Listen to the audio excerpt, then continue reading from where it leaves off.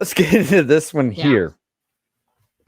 It seems the Young Turks have come under fire from their own people because Okay, guys, I was literally so excited. I was so excited when I saw this.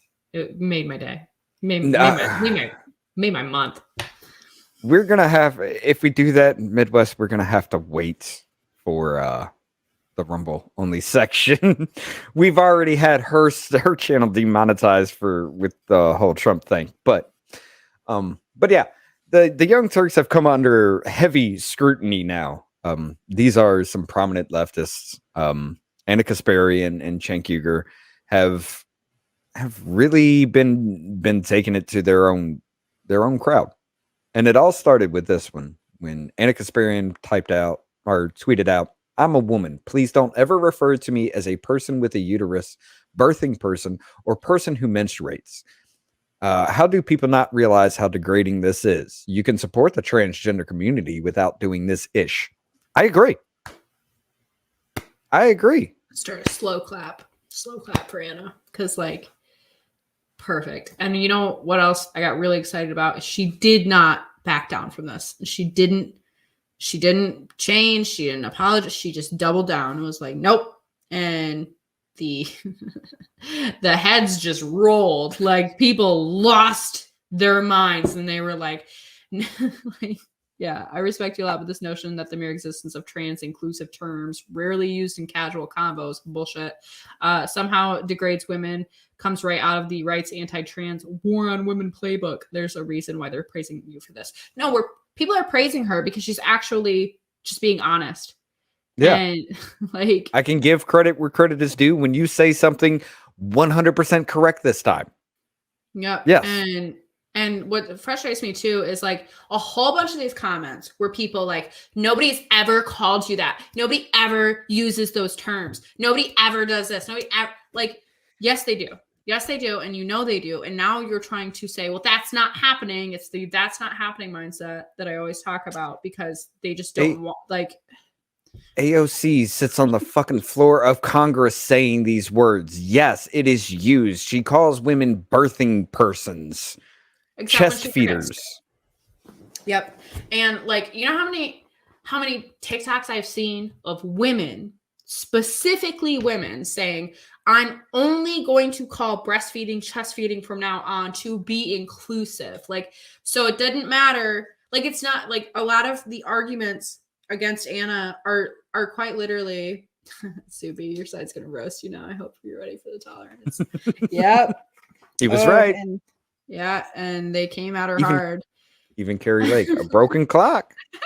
I think you're an embarrassment to this country and a full-blown lunatic. Couldn't even hold back for when she said, yeah, you're right. Well, I mean, granted, Carrie Lake, broken clock, right? It's a backhanded compliment from her. I mean, yes, it is, but you could have just let that one slide. Yeah, but I mean, which I would have, but I'm not.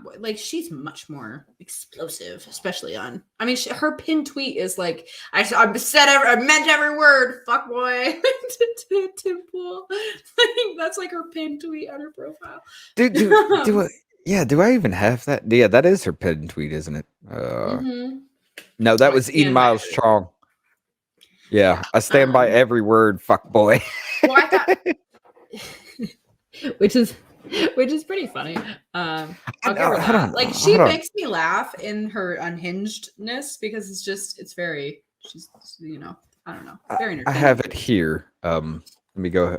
I stopped the screen sharing. Oops. I want y'all to hear this too, because this is the kind of person she is. However, I do have to say, I do agree with Carrie Lake, a broken clock kind of situation. But let's hear this. We don't even have paid family leave. We don't even have affordable childcare in this freaking country. Okay, and the people who fight against those kinds of laws are Republicans. And yet, what do you want them to do with their kids when they have to go to work? What do you want them to do? What do you want them to do? I want them to answer that freaking question. I'll answer it for you. Fucking 50 years ago, you would have been a woman saying, I want the right to vote. I want the right to go to work. Guess what? You got that right. Now everything goes up because there's two incomes in the house now. You got to get that money. You're paying out more money for labor in the workforce. Where do you think that's going to go? Come on, stop being stupid with this whole damn thing. You're freaking out over dumb shit. You know what frustrates me is like a lot of I don't claim that Republicans actually represent conservatives super well, because I don't think they do. I think Republicans are doing their own thing. Like in office, Republicans in office. Yes. It's a very different it's a very different type of person than your average everyday like conservative who might call themselves a Republican or say that they vote Republican. You know, I think those are two different things too. But anyway, what frustrates me the most is like people keep saying like the family unit has broken down. We need to bring it back. That's the only thing that brings a lot of this stuff back on track. And she's sitting here screaming and being very emotional and upset about like, what do you expect people to do? Well, you know, if we had solid family units and we had grandparents and aunts and uncles and people who are actually involved in our kids' lives and wanted to be there, we would have support systems, wouldn't we? But instead, every family system has been fractured and broken apart and divorced and multiple times over. And you've got all of these people in your kid's life in and out. But instead, you ship them off to strangers every single day at a daycare or at, you know, and like, it's like people just have no choice. I understand that. This is not a slight against anybody by any means. But I think that's where my frustration comes from, because being somebody who doesn't have a big family around me, like I want to be able to set my kids up for that in the future, right? So I want my kids to go off and like us be the grandparents that are super duper involved and that are in our kids' lives, and have us be that start of that new solid family chain, and have them go on and create families of their own. And at some point there will be a big, huge, beautiful family built from just us, like, you know, but to use that as a way to defend abortion, I mean, that's not it. That's not how you're going to do that. Well, we need to kill our children because we can't afford to have our children because of the society you created. Just like raising the minimum wage to $15 an hour. That was dumb because you pump more money into labor cost. Where do you think that is going to go as far as business-wise is concerned? The business is not going to take a loss. Most of these, especially small businesses, are already running at an operational loss. So you have to, go from $7.25 at the minimum wage to $15. What's that going to do to the price of the products? Well, dude, the $7.25 is a federal minimum wage, right? Every single state has their own minimum wage. Most states have their minimum wage set at like $10 an hour, like nine something. You know, like, and some have it higher, and some 13 in my state. Yeah, I think that was like, a push for it. I think our minimum wage just got raised here in my state, but that was the push for it. And now you got the double cheeseburger that used to be $1 at McDonald's is now what, $3.25 or something like that in my area. We don't have dollar stores anymore here. They're like $1.25 stores. Yeah, our Dollar Tree is now selling the lowest product, and there is like a pack of gum at $1.25. Mm-hmm. But that's what happens. I mean, it's a messed up situation. Yes, the cost of living is incredibly high, you know, but raising a minimum wage, pumping more money, only causes inflation, only causes the problem, or the products that we buy to cost even more, because now these companies have to use all that money for labor, and they got to make up the profit. And a huge problem is like people think that to combat inflation, for some reason, it's a good idea to print more money. It's like that's like the problem. That's what caused it. Yeah. And instead, so then like that essentially forces people to have to get raises because their money just isn't stretching as far because of inflation, because of unnecessary spending and unnecessary printing of money. So it's just like this problem that keeps escalating and growing the more that it, you know, the longer it goes on, because we'll end up like Venezuela at some point, burning dollar bills in the street to keep warm. Like that's literally what people were doing. Like, and what frustrates me too is that people don't understand that, like, there's a lot of people that say we need to jump to a $15 minimum wage right now. Well, you know what happens? A whole bunch of businesses are going to fire half of their employees because they can't afford to pay everybody that much. And then on top of that, if you want everybody to have like healthcare coverage, well, guess what? that's a whole another added expense for businesses, which many small businesses just cannot keep up with. Even like I know small business owners who want to provide benefits for their employees. They just can't. They're not making enough money. They cannot support that added cost for their employees, and they're kind of torn up about it because they really want to. So it's just really frustrating. People just really don't think about all of that. And then when all these people get fired, well, where do they go? And what happens to them? Well, they're going to end up losing their houses. They're going to end up losing their entire livelihoods. Like it's a huge problem, and people just do not think that far ahead. That's my rant. But yeah, there was one comment I wanted to highlight from that. I don't know who this is, this woman here. She said, you made transphobic statements and we spent an hour of the show defending you from allegations of being a TERF, trans exclusionary radical feminists, rather than addressing the substantive problems with your comment. I said I felt like they were coddling you. I stand by that. If you think that makes me a hater, knock yourself out, Miss Mamas. Okay, so saying don't call me a birthing person is somehow transphobic? I don't... Dude, anything, any type of acknowledgement of biological reality is now deemed transphobic by the trans radical activists.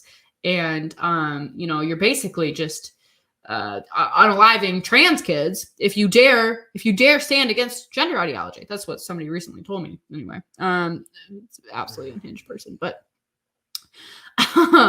but yet cutting off their genitals at such a young age, and then like a Jazz Jennings situation happens, what do you think's going to happen anyway?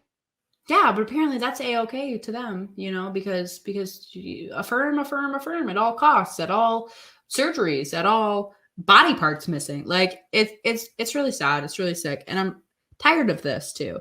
Like that's why the term transphobic, it just doesn't mean anything to me anymore.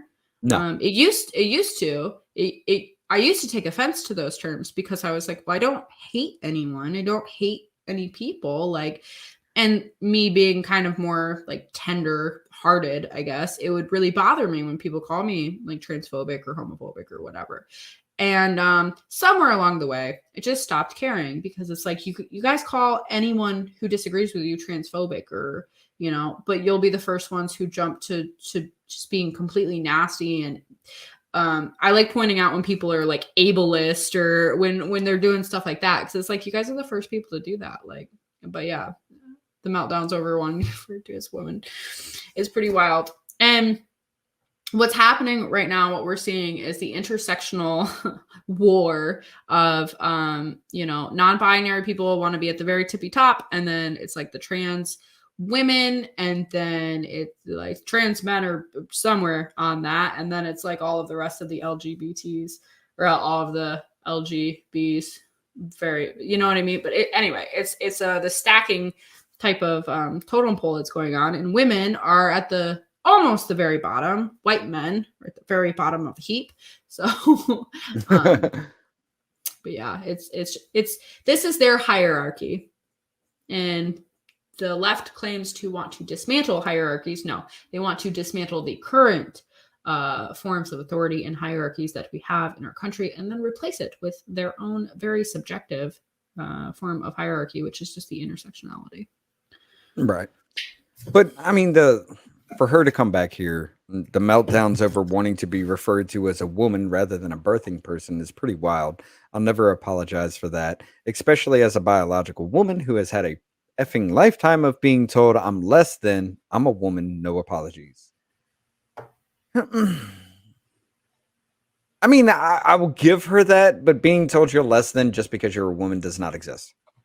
It doesn't. The whole being told you're less than, what are you trying to say? Like, because there is a difference biologically between men and women, and we are pointing that out, that somehow you think you're being told that you're less than because you're not as physically strong or you're not as physically fast as a man? Come on. This, Yeah. I feel like we are seeing a red pilling moment. Flag the FBI. I feel like we're seeing a red pilling moment from the Young Turks here, and it comes from her pandering for so long until these people literally ate their own. Yeah. Yep. And it will keep that's why I keep coming back to like, man, I don't even know, like the right is like, we have to win the culture war. I'm like, I mean, you just wait long enough and like they'll probably just take each other out. They won't be woke enough, they won't be virtuous enough. No one is using okay, this one. Yeah, I wanted to bring this one up too. You remember when we were talking about the medical field and how there needs to be a clear distinction? This is why. Go ahead. Yep. No one, which is this is a trans identified male. So this is a male who is trying to be a woman. No one is using that term to describe you personally. It's in reference to the population. When language isn't inclusive in medicine, the consequences can be dire. There are real issues instead of making yourself the victim. And then it says nurse mistakes pregnant transgender man as obese. Then the man still births a stillborn baby.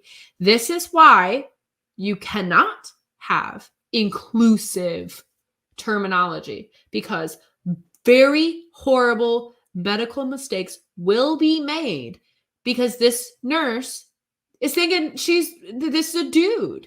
When the man arrived at the hospital with severe abdominal pains, a nurse didn't consider it an emergency, noting that he was obese and had stopped taking blood pressure medication. In reality, he was pregnant. She was pregnant because this is not a man. I'm sorry, like a transgender man in labor that was about to end in a stillbirth. The tragic case described in Wednesday's New England Journal of Medicine points to larger issues about assigning labels or making assumptions in a society increasingly confronting gender variations in sports, entertainment, and government. In medicine, there's a similar danger of missing diseases such as sickle cell and cystic fibrosis that largely affect specific racial groups. Yeah, we know that. What's messed up is why wouldn't you say, I am a female who is currently pregnant upon arriving to that hospital? Why would you not clearly identify that instead of playing the inclusivity word game bullcrap? Because you just put your life and clearly the life of your child in dire risk. And I'm not going to throw too much shade. I don't know the specifics of that case, but like just off rips, like why wouldn't you say something like that? It's really horrible. It's really sad. And I am very sorry for that person's loss, but it's just so crazy. Like you cannot put these subjective belief systems above reality and above medical science, like, which as flawed as that is. I feel like everything's flawed. Everything's becoming corrupted. It definitely is. It's because of all this crap, you know? Who was that? That was like, which one was that? Was that Michael Knowles that was talking to that transgender EMT? And he was saying, if a man, somebody with a penis says they think they're having a miscarriage, would you check them for a miscarriage? It was, it was Matt Walsh. And that was Matt Walsh. The person's sitting there like, because they don't want to answer, because they just said no. And well, why not? Why wouldn't you? Like, you know, and it's so disingenuous because they pick arguments that they don't actually believe in, because just as that was said, you know, like, so if there was somebody who you thought was a man, like, would you, you know, check him for if he's having a miscarriage and stuff like that? And they're like, just like, well, no, but okay, well, you're arguing the completely different point. Did you guys see? Yes, I did. Trans woman who called for the TSA to shut down. Yeah. Yes, and there's also a movement of because we can't be fat phobic, a movement for planes to either, if you have to buy an extra seat, reimburse you, or they must give that seat up for free to fat people so they can travel. Yeah, you know, just basically redesign the whole plane because fat people exist. Or you could just, you know, like lose weight, not be. I mean, if you needed to look, these seats are small, yes, but if you need to take up 2 or 3 seats, bro, they're not that small. Like, they're not that small. Like I don't know. I've never sat in a plane seat and been like, this is it's just a tiny seat. It's just like, this is a plane seat, bro. Like I've definitely sat in like theater seat. When I was pregnant, we went to Joe Rogan. And I was like, I don't know, like 15 weeks pregnant. I don't know, something like that. But when I'm pregnant with twins, if anybody didn't know, I have twins, so I'm much bigger than your average pregnancy. And we sat in these, like, it was at this really old theater, so it was really tiny seats. And we sat down, and the lady next to me was like huge, and she was like sitting on me for half the show, and I was so irritated for the whole thing. I was so angry because I was just like, get off of me, get away from me, like, get away. You're so big, like, and you're just right here, and you're on me, and I'm pregnant, and I'm grumpy. And then she spilled her beer all over me before leaving, so that was really wonderful. And I almost or you have like that Sydney Watson incident where she sat between two people that were just like literally smothering her. Now she's tall and lanky, so for you to cover up half of her body because your arm goes over there. Like, oh my God. It's so crazy to me. And like, I flew on a plane, and that almost happened to me. Like, I was sitting on an end seat, and somebody sat in the middle, and she was like 3 times my size, and was sitting on top, like on me, like it was on top of me. And I was just like, I'm very uncomfortable. And I asked the stewardess if I could move. And luckily there was an open seat, and I just quietly moved. But like, it's just so frustrating because like on airplanes and stuff too, nowadays you have to pay for an extra, like you have to pay for your seats to sit next to the person you're traveling with. Like I've had to pay for my husband and I to sit in the seats next to each other and stuff like that, pay extra.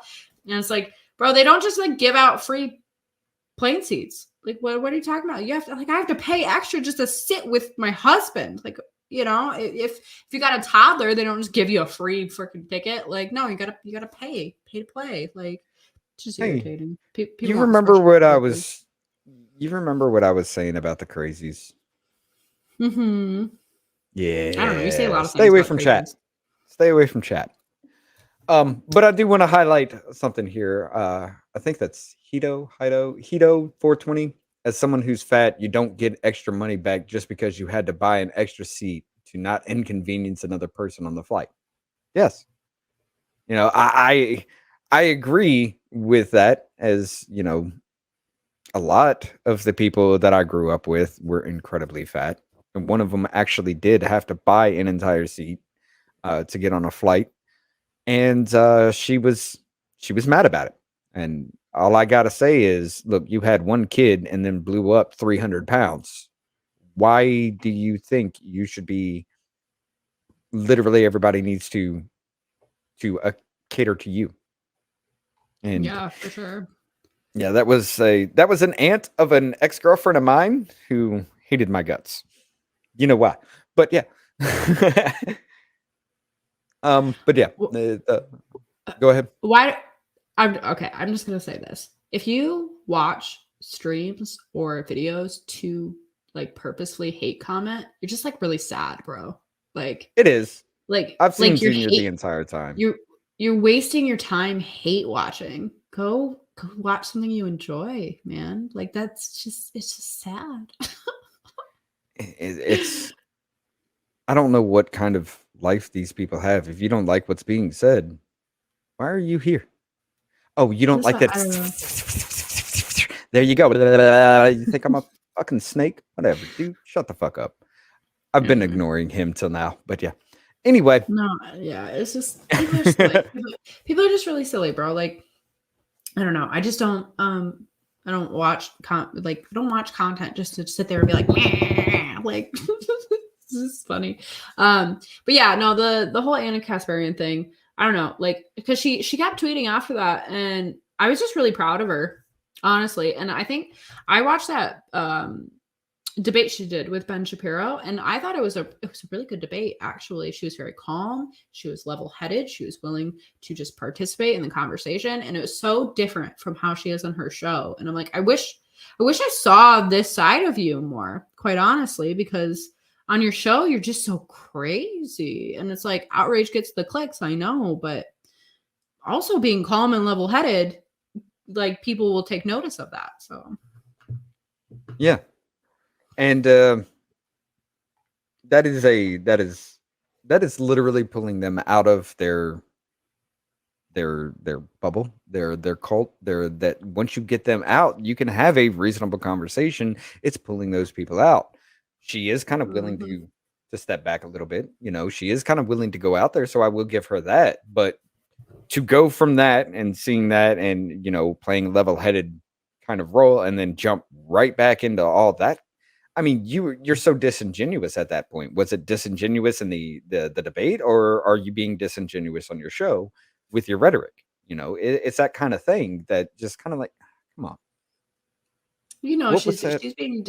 she's being disingenuous on her show. She's being over the top, and it's very purposeful. And I think Cenk kind of revs her up too. Like when you're Oh yeah. going back and forth, you know, people can rev you up, and he's very just loud and obnoxious anyway. So What was that? What was that one thing that Cenk kind of alluded to kind of bring him? I'm trying to find it.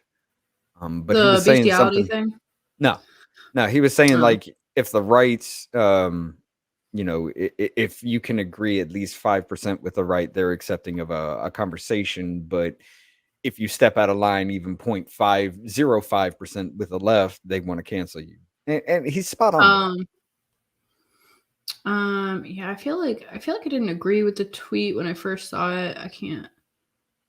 No, Junior, you're sitting here trying to insult. There's a difference between being funny and just being offensive.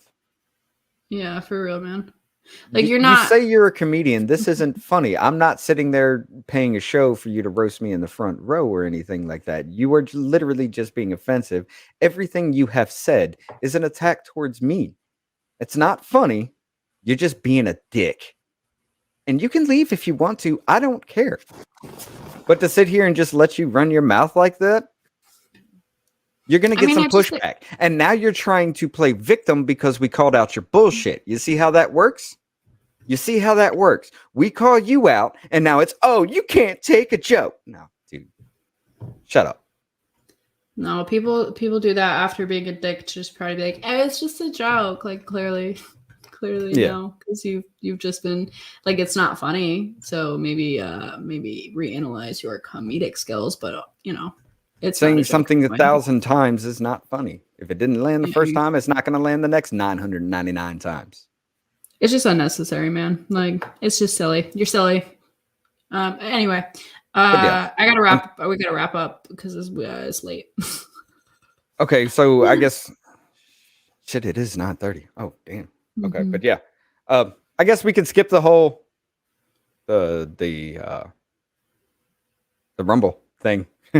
We can bring that next week, I guess, if that's that'll still be going on. But yeah, the whole news thing going to red states. Yeah, let's talk about it next week, just because our YouTube segment did take a long time too, because we had Rob on this time, and that was a pretty long segment on my channel, so we can kind of cover all that next week. So for the Rumble, which we've been streaming on there the whole time, right? Yeah, that's still there. Yeah, okay, cool. So yeah, so no worries there, but yeah, it's just a late night, and I don't want to be up. Freaking yeah, we were only supposed to go like 30, roughly around 20 to 40 minutes with Rob, but I mean that went for an hour, and everybody needed to know that information, and definitely y'all go follow him. As a matter of fact, I'll bring it up one more time for you guys. He does provide some good entertainment. It's one of those ones where you can just turn it on and just listen. He's not like, I mean, you guys heard him. He's not flat or anything like that. He tries to bring out personalities of the people as he's talking for different people. But yeah, he's a great follow. He'll keep you guys really, really on the know about lawsuits and how these kinds of things progress. And definitely check out his Proud Boys coverage of that, because there's a lot of information in that is incredible. And it all has to do with January 6th. So, yeah. But what you got for the wrap up here, Ashley? I'm gonna give Midwest this shout out. Business Party Podcast. They streaming tomorrow. Go check them out. Go sub to their channel. They do some love. So no, I mean, I think overall, man, like we talked about a lot. I'm glad the last half has been a bit more casual because like there's a whole lot of information in the first half. It was very important though. I'm really glad we went over that. And no, I think everything is corrupt and we need to figure out a way to turn that back around and bring integrity back. And I'm not sure how to do that. So if you guys have ideas, let me know. But yeah. I think the more I'm starting to see people crack more, I'm starting to see people speak out against a lot of this stuff a lot more and the craziness. And like there's like a major account on TikTok. He has almost 1 million followers, and he recently started like kind of making fun of the term "babies." You froze up on me. Oh Jesus! Am I back? Yeah. Okay, cool. Yeah. But anyway, my internet's really bad. But anyway, so like I've just been seeing a lot more people speak up about this. People who I would have never expected, people who don't talk about politics, people who are starting to share their ideas and saying, hey, you shouldn't be afraid to talk about things that you think are important and you should be able to speak your mind. And I think the cracks are starting to get bigger and it's starting to fracture a lot more because people are getting sick of shit. So silver lining. And Hito over there on Rumble, he says, no, my comment wasn't that. I was agreeing with you guys. Wasn't meaning for it to come off as a hateful comment. No, we didn't take it that way. We actually agreed with you on that. You know, there should be no reason, because the choices you made to become that big, there should be no reason why I have to fork out for you. And it does happen because if somebody doesn't buy an extra seat or they have to give it up to some other person, now that cost of that extra seat is going to be in the cost of everybody else's ticket. So, yeah, I was agreeing with you, Hito. But yeah, as far as everything else here, the Trump thing, I see this, of course, as a political witch hunt. And I'm more kind of worried about what's going to be coming out of Atlanta because they can consider that election interference. But if that were the case, then we have to go after the Hunter Biden story. You know, you have to go that route as election interference because that was election interference. If you want to talk about the whole Stormy Daniels being election interference, again, if even 10% of the people that voted for Joe Biden were to know about that, they would have changed their vote as per polling, which there are different pollings for that. That would have changed the whole course of the election. So yes, that is election interference.